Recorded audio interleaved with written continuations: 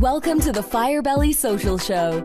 We're focused on talking to food and beverage brands that are on a mission to make the world better.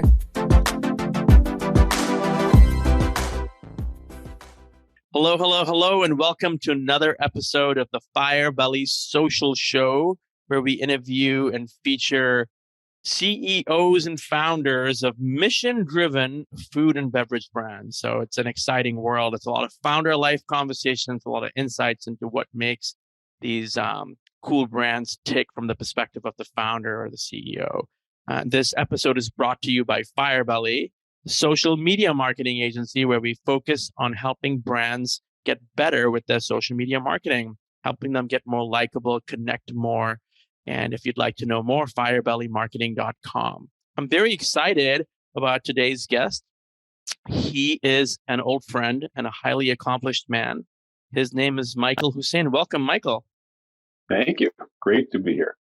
Michael, you're a very busy fellow. You run Good Vibes Media.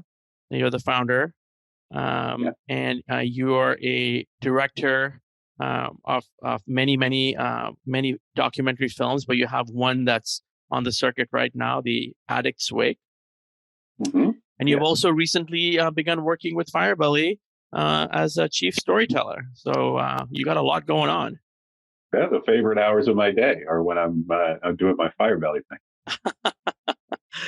So, Michael, let's jump into it. Let's talk about story and why story even matters, if it matters. Why it matters. Let's jump into it. Why, especially in the world of social media, does story have a place? In a highly visual world, does the story have a role to play?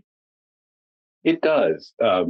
In fact, I think it's critical. The social is just a different vehicle for storytelling. Everybody is, whether it's a personal social site or whether it's a business social site, it's all conveying some form of story, of brand, of essence. And so social is different from television or film or radio or other traditional media. No question about it. But that makes it exciting because you can take everything that we've learned from all those traditional media and advance it. And so social keeps changing. It's incredibly quick moving, which makes it really, really fun when you think about even what's it been, 10, 12 years from, Facebook, Twitter to TikTok and everything else that is to come. And so what's cool about social is that it's a bit of a sort of a mosaic way of telling a story. You get little bits and pieces. It might be video content in a traditional form. It might be, very user generated and and not crafted in the way that a film might be. But it might also be just a simple text post. It might be just a graphic. It could be a meme. It could be lots of different things. But if you curate it all together, it begins to form a picture. It begins to form a narrative. And so that is where story really, it just takes shape in a different way on social. And that's super exciting if you're somebody who's tuned into story, which is what I love to do. It's interesting. I've heard you say that the approach to using story on social is interesting because you don't know when people are joining the conversation or when they're just viewing what's happening. And so you've got to have kind of this overarching story that is above all stories. And then there's this, and to use your very words, there's this jumble or jigsaw of little pieces to the story. And we've got to actually make sure that every one of those little pieces fits under the larger umbrella, but also has a hook, has a focus, and has a call to action. I mean, it's hard to think about that with a reel, for example. For sure. And it's easy to get caught up in thinking that each one needs to be sort of perfect. And I think that's one of the beauties of social is that it doesn't have to be perfect every time. It's sort of a reflection of how imperfect we are as humans. We would love to be something, and we try, and sometimes we get there, and sometimes we fail. That's good. That's fine. And so with social posts, you want to try as best you can to sort of be feeding your, I hate to use the phrase, your meta narrative arc. And Yeah. so, what is it that your brand is about? What is it that your personality is about? Many people have described social as a sort of a dinner party, and how you connect and discuss at a dinner party. Are you interesting? Are you a wallflower? What are you? And so with being able to post in so many different, I mean, it's even what you repost and what you share, all should be part of your overarching brand. And so the mosaic imagery works for me as a way to describe it, because I can remember the first time I saw one of those when I was young. It's like I was looking at two or three type things, and then when it zoomed out, I saw that it all meant something more. And even great films are often like that. You're into a crime story, and you're in the chase scene, and you're doing this, but when you back out, you realize that it's a story about growing up, or it's a story about whatever the overarching theme is. And so, and that's, I think, one of the beauties of film, and what I've always loved about that. And so I think you can do the same with social. You Totally. just really have to free your mind up and think about it in that way. And so that is where I think social is going. When your original question is, is there a role for story inside social? I think there is. For a number of years, I think we were all just kind of feeling our way around. It was new, Yeah. it was exciting, and we let's just see what we can make of this. And I think as we are now sort of maturing into the next phase of what social is, story is beginning to elevate. Yeah. It's interesting because what I'm taking away from what you're saying is that it really almost is coming back to what classic marketing or classic advertising is. We have one overarching story. It could be, I know you and I were talking to a client recently, and we were able to distill that the client's company really makes their customers feel confident, and that everything is actually, whether it's the employees, whether it's the the older client, the younger client, the middle-aged client, they all feel more confident when they engage with this particular brand. And then you can come down to a lower level and say, hey, these are my content buckets that I want to hit. These are the aspects of the story I want to tell. And how do I tell it? But as you know, in the world of social media marketing, there's a lot of very heavy lifting to be done. And so, you've got to get certain amounts of things out. You've got to hit the top of the funnel. So you're reaching more people. In those situations, you're saying, hey, this is what being confident is about. Wouldn't you like to be confident? In the middle of the funnel, you're saying, hey, how often are you confident? And if you're not confident, how can we get you to feel more confident? What are the things you're doing? Can you include our brand in your practice? And at the bottom of the funnel, it's like, you need to feel confident. Well, let's book an appointment, right? And so you've used confidence through the funnel to tell, and you can tell the story visually. I know, I remember back in the day, you were one of the first people first marketing leaders that I ever heard talk about visual storytelling. So you don't actually have to even use the words. In fact, you can't use the words. So you have to use imagery that's either sort of directly implying what you're saying or implying it in a roundabout way or a mood. Yeah, I think it's such a dynamic world, and that, yes, it is coming back a little bit towards traditional marketing for sure. But I think that phrase social media marketing is a loaded one. Yes. And so three big words there. And so, yeah, the marketing part, I agree, is really coming back to, what, And maybe it's not even marketing. We've learned. maybe it's like big ad agency thinking. It's like, hey, we got to have a campaign. What's Yeah. Yeah, that's dangerous though, because the other thing that social is great about is disrupting. yes, So, very quickly, if anything kind of becomes too repetitive, social will just cut that thing right away and be disruptive.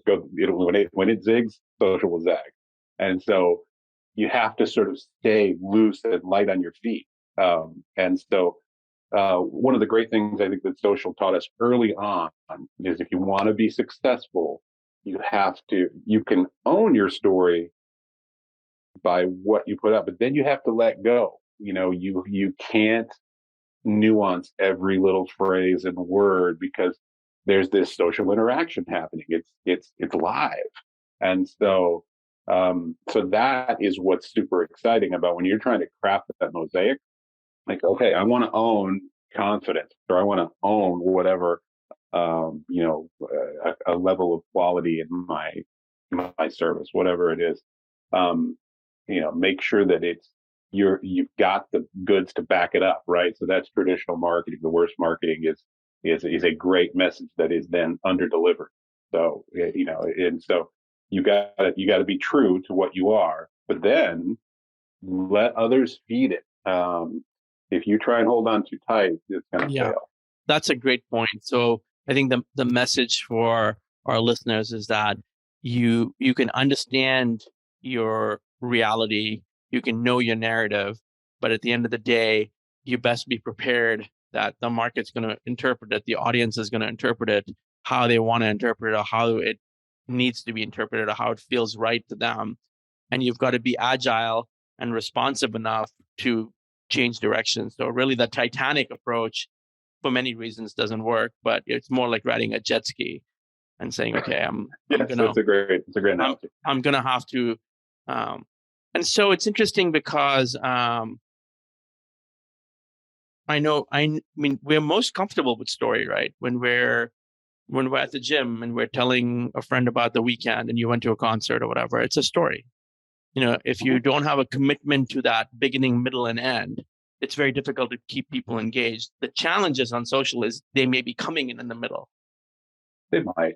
But story is, from back in, the caveman days and then our lizard brain, that is what we remember. The reason the story still sticks with us and always did is it's like, it's, what we recall. We can all look back at, going to school. I couldn't tell you an algebra formula from anything that you just memorized because you were supposed to memorize it. But if you ask me the story of, uh, some piece of history or something, I can recall it because especially if it got personalized to me. And so that I think is one of the things that story is great about in marketing and in social media in general is whenever you can personalize an idea, confidence, whatever it is, then you can start to really like connect and hook into somebody. And so it's like I've heard it described where you even in the earliest days of the world, like if you tell somebody don't go over there, it's dangerous. They might listen, they might not. Often they're going to go over there anyway because maybe that's exciting. Um, but if you personalize it, you say, "Don't go over there. My brother just went over there, and this monster came out and ate his head." Like that's like, whoa! Did you hear what just happened to that guy? That's a Like whole different level. it's suddenly Yeah, personalized, yeah. and it means more. It's for whatever reason that's the way our silly little brains work. And so story personalized towards an intent, towards your brand starts to become really meaningful.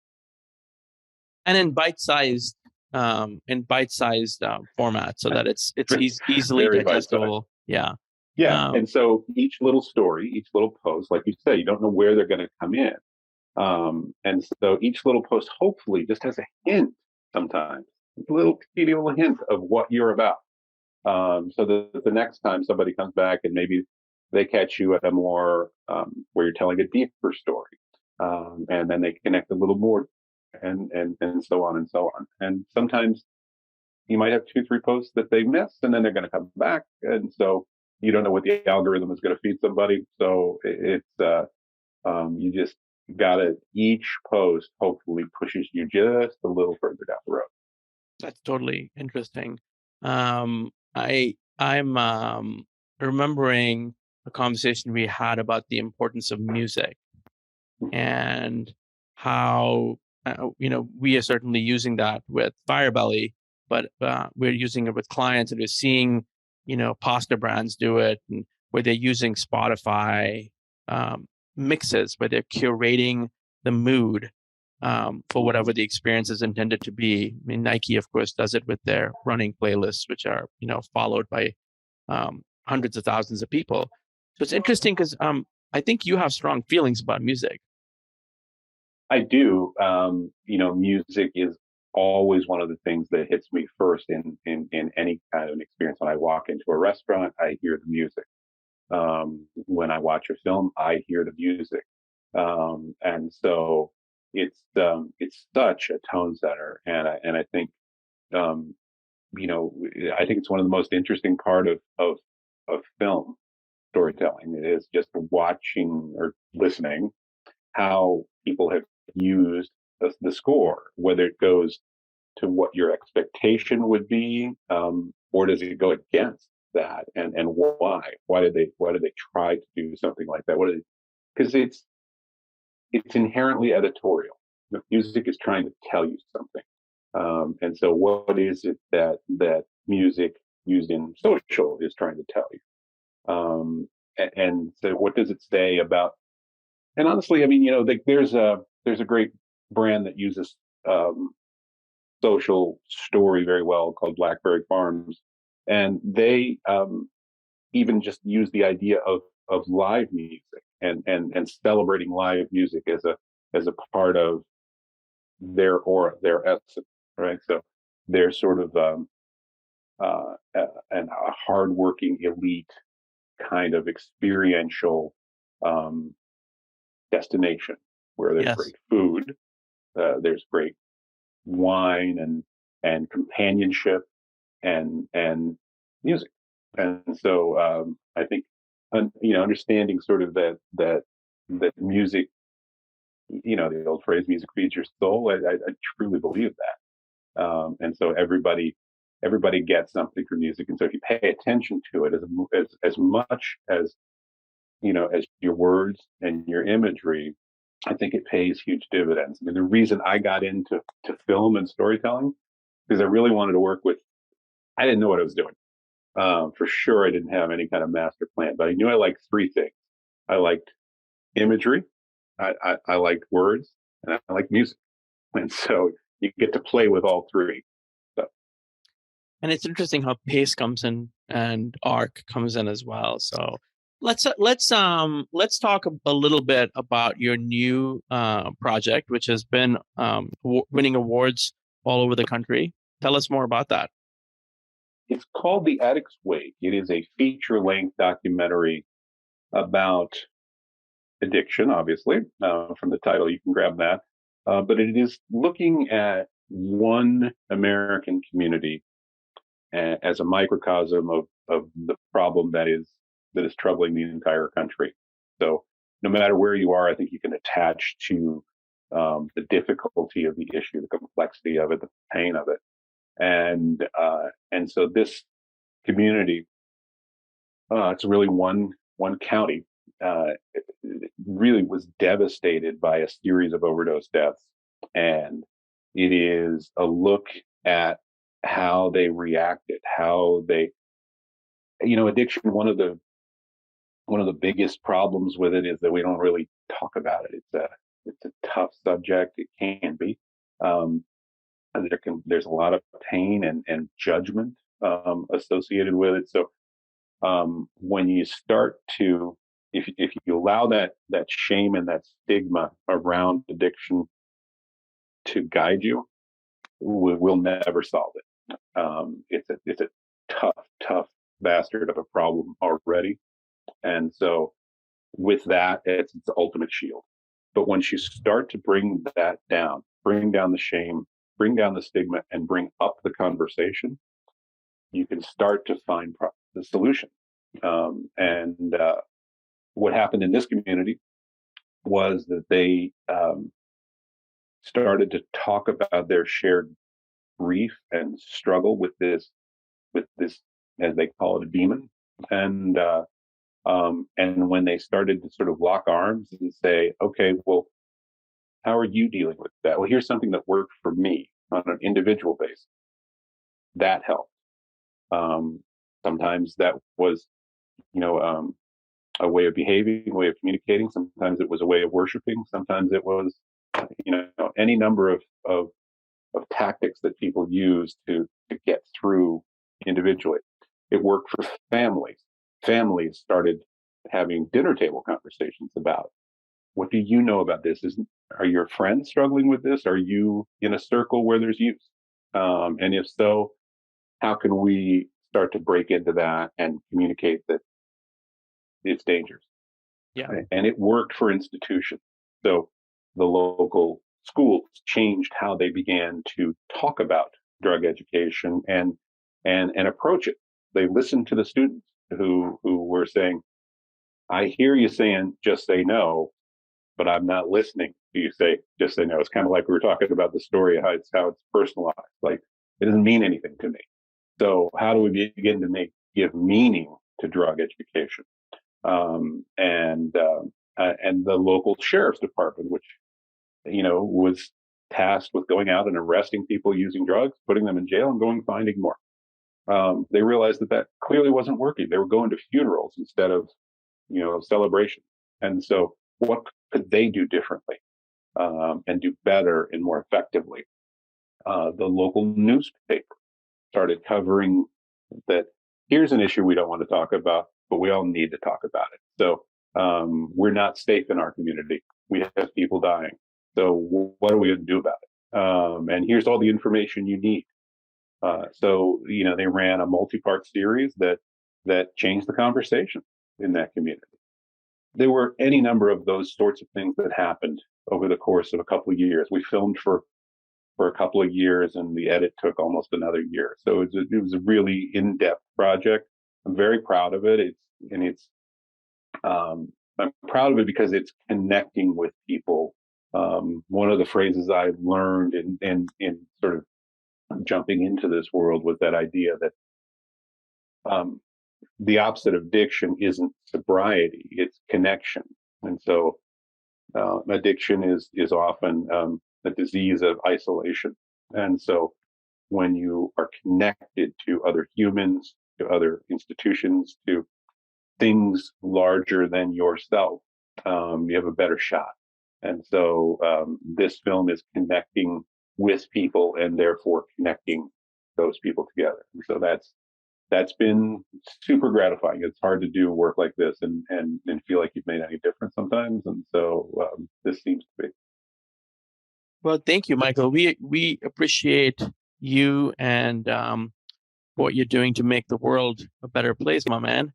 So thank you, everyone. This has been a great episode here with Michael Husain, multi-talented, multi-accomplished man. And this has been another episode of the Firebelly Social Show, brought to you by Firebelly, where we make brands more likable, where we work with brands like PG Water, Upland Brewery, Bake Believe, and Karma Nuts. And thank you for listening, and we'll see you on the flip side. Thanks for listening to the Firebelly Social Show. We'll see you again next time, and be sure to click subscribe to get future episodes.